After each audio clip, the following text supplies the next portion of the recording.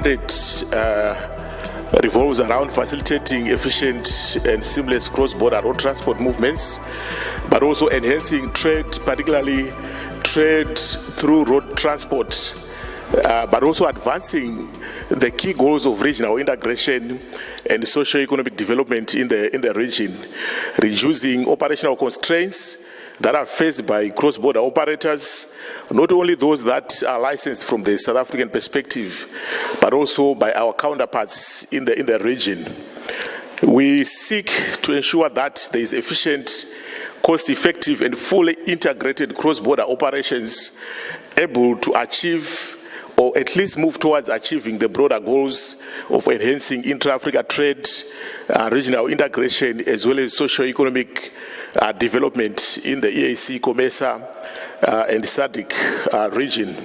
So member states in the region are taking a deliberate step towards a process of harmonizing the policy environment as well as the regulatory environment at regional level.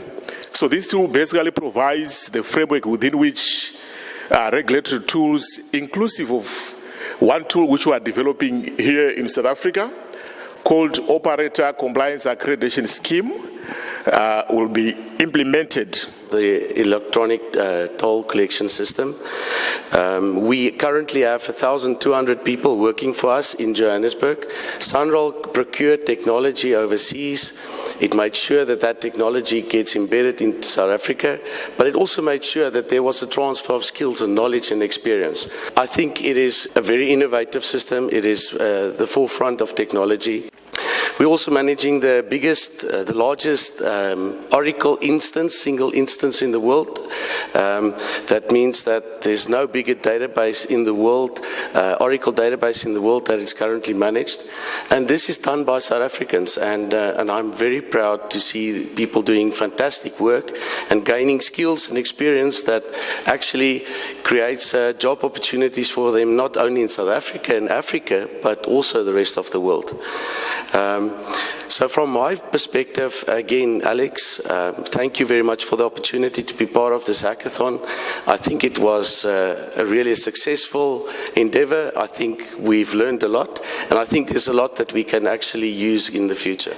We had 54 people at our hackathons, all with an average age of about 25. They were all had some level of tertiary education. They ranged from civil engineers to transport experts or transport aficionados, or had some sort of interest in transport or traffic systems. They were software engineers and developers and software designers. And our first place was UDrive. They created a chatbot to help people with navigating public transport and making decisions through traffic. One of the reasons they came first is because they built a chatbot. Chatbots are really used in emerging cities because chatbots don't require that you use smartphones, and they don't require that you have any app. They don't require that you have a data connection or anything like that. A chatbot can be linked onto the back of Facebook Messenger or WhatsApp or an SMS gateway.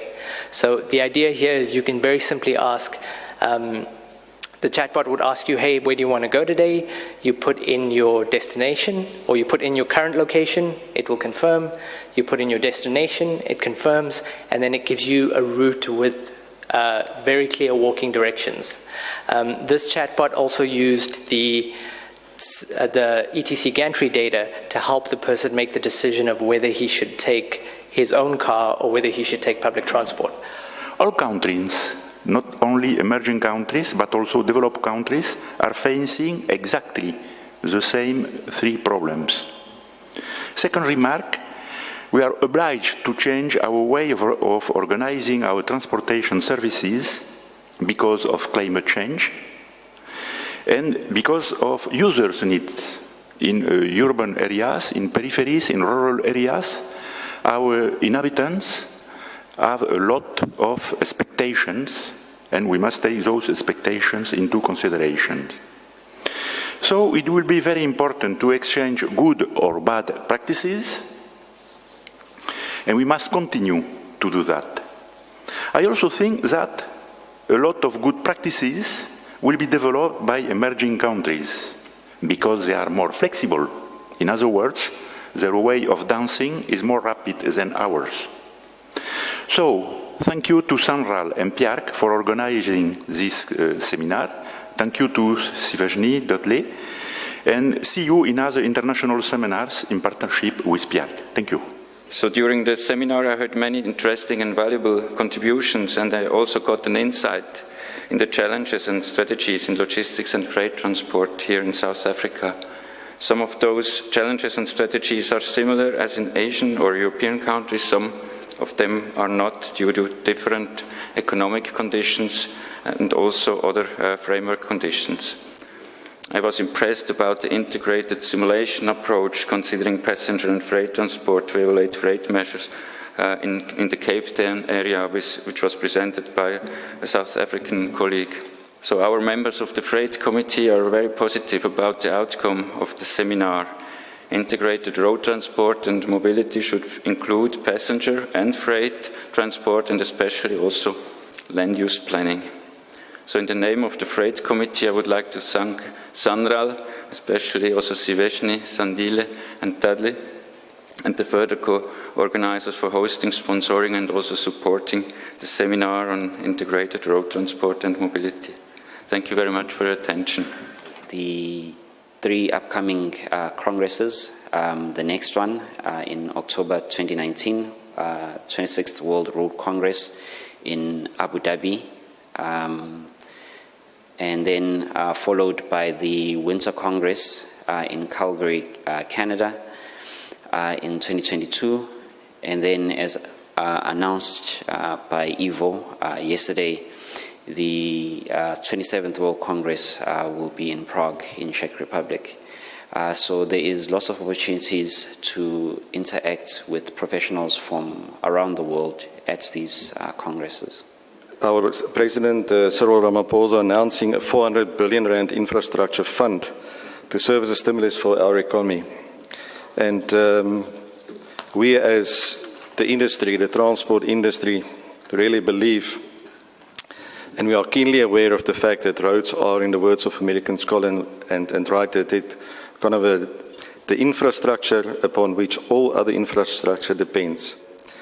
Ladies and gentlemen, we trust that you've enjoyed the hospitality and the spectacular natural beauty of Cape Town. I do apologize that the people arranging the conference couldn't also arrange for better weather, but that's something we can improve on for the next one. On behalf of the Piarc Executive Committee and SANRAL, I thank you and enjoy the last part of the technical visit. Thank you very much. Thank you everybody for attending. I think it was a very good 2.5 days, and I really appreciate everybody's help through all of it, because I think we've had a lot of interactions. I'm surprised that I technically know every person in the room. The intention also is for you to join us at the Western region for cheese and wine as well. So at that note, I'd like to bring this seminar to a close. South Africa is the entry gate to Africa. It's so important to share this kind of knowledge with colleagues over here. And also low-cost ITS solution and innovation is very important for integrated mobility, because it enhances the transportation systems. And Piarc activities are going really further on this subject, because Piarc has the clear aim to provide best practices and recommendation for all the countries in the world who are participating into association. Let me just finish thanking the SANRAL and the World Road Association for this opportunity and this seminar. We really had the chance to share our knowledges and exchange our expertises.